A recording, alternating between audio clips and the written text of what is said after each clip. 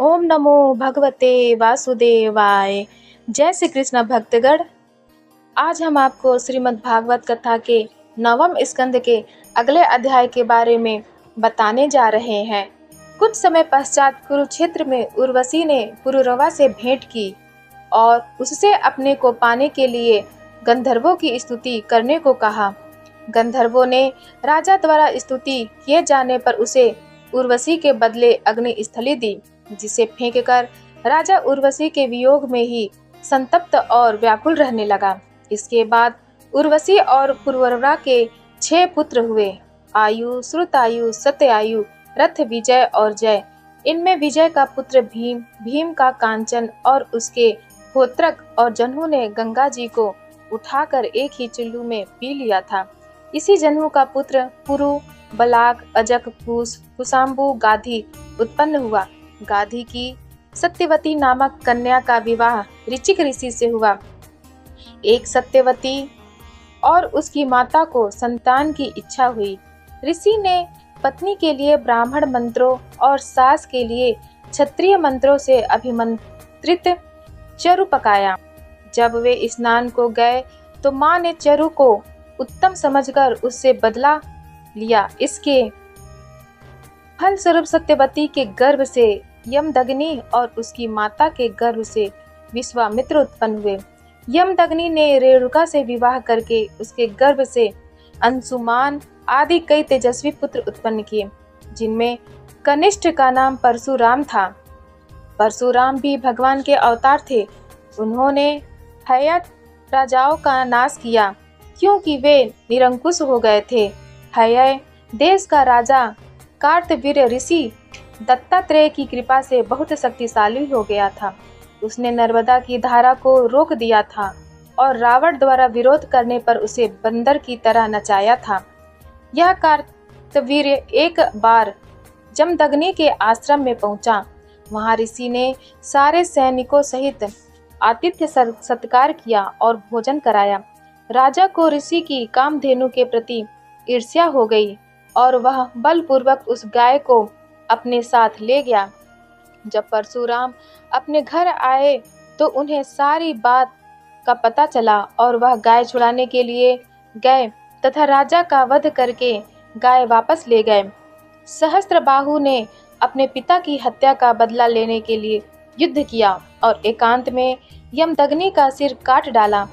यह पता चलने पर परशुराम ने उन सब क्षत्रियों का वध किया और 21 बार पृथ्वी को क्षत्रियों से रहित कर दिया। राजा गाधी के पुत्र विश्वामित्र ने तब करके ब्राह्मणत्व प्राप्त किया और वे ब्रह्म ऋषि बन गए। उनके 100 पुत्र थे, फिर भी उन्होंने सुनहसेप को अपना पुत्र बनाकर अपने पुत्रों से उसे बड़ा भाई मानने का आदेश दिया। जिन पुत्रों ने उसका आदेश नहीं माना उसे मलेच्छ बना दिया, शेष को फलने फूलने का वर दे दिया। राजा परीक्षित ने सुखदेव जी से प्रश्न किया कि क्षत्रिय राजा ययाति ने ब्राह्मण की पुत्री देवयानी से कैसे विवाह किया। इसका उत्तर देते हुए सुखदेव जी ने कहा कि ययाति तीव्र बुद्धि के कारण अपने पिता का उत्तराधिकारी बना था। एक समय शुक्राचार्य की कन्या देवयानी और वृषपर्वा की कन्या शर्मिष्ठा दोनों बाग की शोभा देखती हुई एक तालाब के किनारे आई और अपने वस्त्र उतार कर उसमें नहाने लगी। दूर से पार्वती और शिव जी उधर आ रहे थे। उन्हें देखकर जल्दी में वे कपड़े पहनने लगी। देवयानी ने गलती से शर्मिष्ठा के कपड़े पहन लिए। शर्मिष्ठा ने उसे भला बुरा कहा। देवयानी ने भी वैसा ही उत्तर दिया। तब शर्मिष्ठा ने उसे निर्वस्त्र करके कुएं में फेंक दिया और अपने घर चली आई।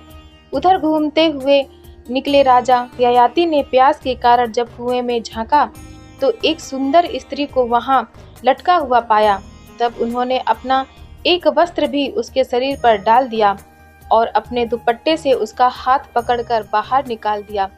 देवयानी ने अपना परिचय दिया और उसे अपना पति बनाने की इच्छा व्यक्त की। राजा ने क्षत्रिय और ब्राह्मण के विवाह की विपरीत व्यवहार के रूप में चित्रित किया तो देवयानी ने इसे ईश्वर की इच्छा बताया और उसके पीछे कच्च के श्राप की कहानी सुनाई। ययाति ने शुक्राचार्य की स्वीकृति मिलने पर देवयानी से विवाह स्वीकार कर लिया और अपने नगर को चला गया। घर आकर देवयानी ने शर्मिष्ठा के अत्याचार की कहानी सुनाई तो शुक्राचार्य क्रोधित हुए। जब विस्परवा को गुरु के क्रोध का पता चला तो उसने उनसे क्षमा याचना की, पर शुक्राचार्य ने सारा निर्णय देवयानी पर छोड़ दिया। देवयानी ने इस शर्त पर क्षमा दान किया कि शर्मिष्ठा उसकी सेविका बनकर रहे। पिता ने देवयानी की बात मान ली कि दासी के रूप में वह उसके साथ रहे, लेकिन कोई संबंध न बनाए। एक दिन ऋतु के बाद शर्मिष्ठा के कहने पर ययाति ने उससे प्रेम क्रीड़ा की और 3 पुत्र उत्पन्न किए। देवयानी यह जानकर क्रुद्ध हो गई और पिता के पास जाकर रोने लगी। शुक्राचार्य ने ययाति को बूढ़े हो जाने का श्राप दे दिया, लेकिन अपनी पुत्री के विलास का ध्यान रखकर पुत्र को बुढ़ापा सौंपने और उसे यौवन लेकर जीवन चलाने का संशोधन कर दिया। ययाति ने अपना बुढ़ापा अपने छोटे पुत्र पुरु को सौंप दिया और सुख भोग करने लगा। बहुत समय तक सुख भोग करने के बाद ययाति में विवेक जागा तो उसने अपने पुत्र को उसका यौवन लौटा दिया और वृद्ध होकर विरक्त भाव से वन में चला गया तथा तप करते हुए शरीर का त्याग किया। इसके बाद सुखदेव जी ने दुष्यंत की कथा सुनाते हुए कहा कि दुष्यंत पुरु की वंश परंपरा में उत्पन्न हुआ।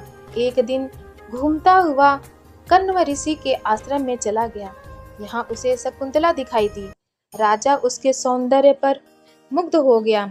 ऋषि के आश्रम में न होने के कारण शकुंतला ने ही राजा का स्वागत किया और उसने विश्वामित्र तथा मेनका की पुत्री के रूप में अपना परिचय दिया। राजा ने उससे गंधर्व विवाह किया और फिर अपने नगर को लौट आया तथा राजकाज में व्यस्त होकर शकुंतला को भूल गया। शकुंतला ने समय आने पर एक तेजस्वी बालक को जन्म दिया। भरत नाम का यह बालक अपने बचपन में शेर के बच्चों को पकड़कर उनसे खेलता था। जब वह बड़ा हो गया तो शकुंतला उसे लेकर दुष्यंत के पास आई, लेकिन दुष्यंत ने उसे ग्रहण नहीं किया। लेकिन तभी आकाशवाणी हुई और उसने उसे अपनी पत्नी मानकर पुत्र के साथ स्वीकार कर लिया। दुष्यंत का बेटा भरत उसके बाद उत्तराधिकारी हुआ। वह बहुत प्रतापी और तेजवान था। उसने दिग्विजय करके ब्राह्मणों के शत्रु हूण, यवन, कंक, खस, संग आदि जाति के योद्धाओं को मार डाला और असुरों के द्वारा छीनी गई देवाग्नाएं भी देवताओं को लौटा दी। भरत की पत्नियों ने अपने पुत्रों को राजा भरत की अनुरूप न होने से मार डाला, अतः भरत संतान रहित रह गए। उनकी इस चिंता को हटाने के लिए वायु ने बृहस्पति द्वारा अपनी भातृजाया ममता के गर्भ से उत्पन्न माता पिता द्वारा उपेक्षित और अपने द्वारा पालित भारद्वाज नामक पुत्र लाकर उसे दे दिया। इससे भरत वंश की रक्षा हुई। इस भरत वंश में रंती देव उत्पन्न हुए और वे सदा दीन दुखियों की सेवा और सहायता के लिए तैयार रहते थे। एक बार तो उन्हें 50 दिन भूखा प्यासा रहना पड़ा। 50वें दिन जब वे सबके साथ भोजन करने बैठ रहे थे तो ब्राह्मण ने आकर भोजन की मांग की। इस पर रंती देव ने उन्हें अपना भोजन खिला दिया। शेष भोजन खाने को जैसे ही वे विचार कर रहे थे कि एक शूद्र वहां भूख मिटाने के लिए आया।